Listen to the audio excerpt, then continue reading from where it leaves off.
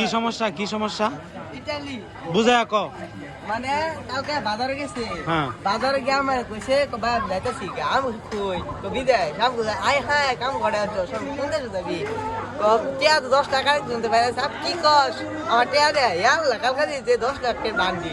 আমার তো মাথা দেয়া নষ্ট হ্যাঁ 10 লাখ টাকা আনছে 10 টাকা ডাকতে হল্লার ভিতরতে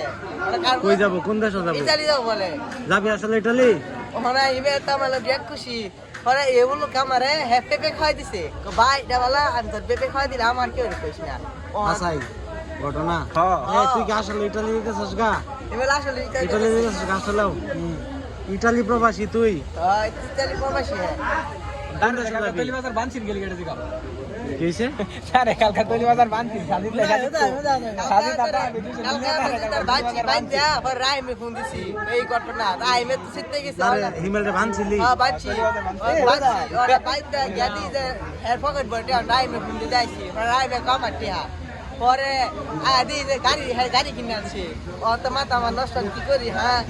ওনা তো রাই মে তো ওরা পুরো চাঙ্গা ওখানে আদি হ্যান করিস আচ্ছা অন তোরে আরেকটা আলাপ জিগাই তুই যে যে কম্পিউটার শিখতাছস টাকা ফোল্ডার শিখছি ফোল্ডার বানাই শিখতাছস আর কি কি শিখছস আর অনেক কিছু শিখছি কি কি কোনটা জুনাইতা ক এক দুইটার নাম ক ফোল্ডার তারপরে টাইপিং শিখতাম আর অনেক কিছু রিফ্রেশ দেওয়া হ্যাঁ শিখছস সব শিখাচ্ছি তাহলে হিমেল ইটালি যাইতাছে গা পাসপোর্ট আছে সব আছে তার ও বেটা 10 লাখ টাকা মেরে দিছে